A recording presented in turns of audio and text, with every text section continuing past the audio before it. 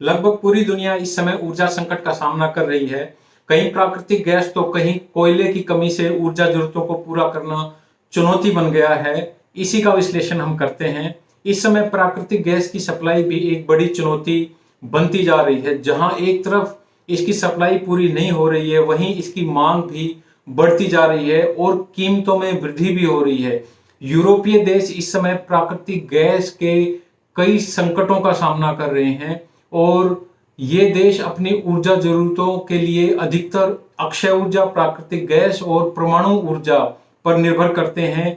इसमें सबसे ज्यादा प्राकृतिक गैस का हिस्सा है, लेकिन यूरोपीय देशों में अभी प्राकृतिक गैस की सप्लाई मांग के अनुसार नहीं है। सर्दियों में ये मांग और बढ़ने वाली है। प्राकृतिक गैस के दाम लगातार बढ़ रहे हैं, जिसका बोझ उपभोक्ताओं पर पड़ना स्वाभाविक है।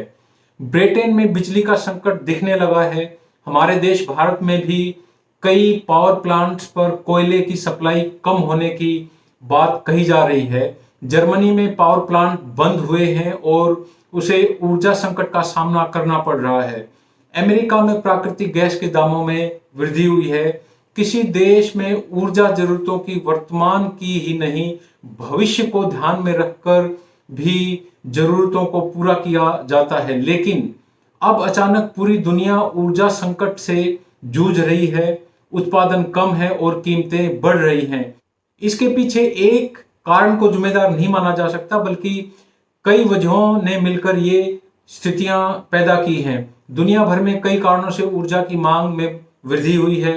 मुख्य रूप से कोरोना महामारी के बाद सामान्य होते जीवन में उत्पाद और सेवाओं की बढ़ती मांग, मौसम में बदलाव और कोयले उत्पादन में आई कमी इसके लिए मुख्य तौर पर जिम्मेदार है। अन्य देशों की तरह एशियाई देशों में भी ऊर्जा की खपत और मांग बढ़ी है। चीन और भारत दो ऐसे देश हैं जो दुनिया की पूरी आबादी का 40% हिस्सा रखते हैं। ये दोनों ही देश अपनी ऊर्जा जरूरतों के लिए काफी हद तक कोयले पर निर्भर करते हैं। कोयले के आयात के मामले में चीन दुनिया में नंबर 1 पर है और भारत नंबर 3 पर। वहीं कोयले के उत्पादन के मामले में चीन और भारत नंबर 1 और 2 पर आते हैं। लेकिन हरित ऊर्जा यानी कि ग्रीन एनर्जी की तरफ बढ़ते कदमों और निवेशकों की कोयला उत्पादन में घटती रुचि ने यहां कोयला का उत्पादन कम कर दिया है। क्लाइमेट चेंज यानी जलवायु परिवर्तन से निपटने के लिए दुनिया कोयले के विकल्पों पर विचार कर रही है। इसके लिए सौर और पवन ऊर्जा, प्राकृतिक गैस और परमाणु ऊर्जा पर निर्भरता बढ़ाई जा रही है। ऐसे में निवेशकों को भी कोयले में रुचि कम हो रही है, उन्हें लाभ कम मिल रहा है, इसलिए कोयले का उत्पादन बहुत कम हो रहा है। भारत और चीन में ऊर्जा की मांग बढ़ी है और ऐसे में यहां कोयले से लेकर प्राकृतिक गैस दोनों की खपत बढ़ गई है। यदि हम यहाँ रूस की भूमिका की बात करें तो यूरोप में प्राकृतिक गैस संकट से निपटने के लिए रूस की भूमिका बहुत अधिक महत्वपूर्ण है। यूरोपीय देश अपनी करीब 43% प्राकृतिक गैस की सप्लाई के लिए रूस पर निर्भर करते हैं, लेकिन ऊर्जा की बढ़ती मांग के बीच रूस से होने वाली सप्लाई भी कम हुई है।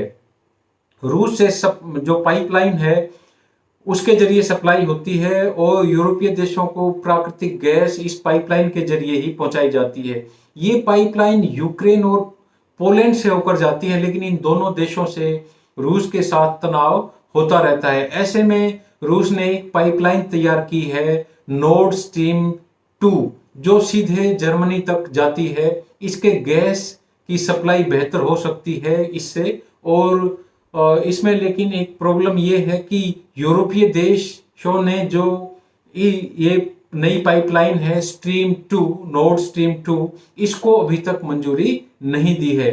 संकट यहां तक कैसे पहुंचा, ऊर्जा संकट, इसके बारे में यदि हम बात करें तो कई बड़े देशों पर इस ऊर्जा संकट का गंभीर असर देखने को मिल सकता है। पूरी दुनिया इसके प्रभाव से गुजर रही है। ऐसे में क्या इतनी बड़ी संकट का अंदाजा किसी को नहीं था या कहीं चूक हुई है? कोरोना महामारी के दौरान उत्पादन कम होने से कोयले की खदानें बंद हो गईं। इन खदानों में पहले से ही धीरे धीरे इनको बंद किया जा रहा था, पर जब खाद्यान्न बंद कर देते हैं या उत्पादन को घटा देते हैं तो उसे फिर से शुरू करने या रफ्तार पकड़ने में समय लगता है। खनिज पदार्थों के उत्पादन में ऐसा नहीं होता है कि आज बंद किया और कल शुरू कर देंगे। मान लीजिए आपने दूसरी तिमाही में फैसला किया है तो इसे शुरू करने में और इसको शुरू होते होते 6 महीने तक लग जाते हैं। ऐसा नहीं है कि वैश्विक स्तर पर इसकी जानकारी नहीं थी, लेकिन किसी ने इतनी ज्यादा मांग की उम्मीद नहीं की थी। अब यदि हम बात करें तो आगे इसका क्या समाधान होगा, तो इस पर यह कहा जा सकता है कि इस समस्या का तत्कालीन समाधान तो निकाला जा सकता है, लेकिन दीर्घकालीन उपायों पर गौर करना होगा। कोयला उत्पादन बढ़ाया जा सकता है और पूरी दुनिया इस पर काम कर रही है, लेकिन इन स्थितियों में भी एक बात स्पष्ट हो गई है कि कोयले को अपनी जरूरतों से हटाना इतना आसान नहीं है।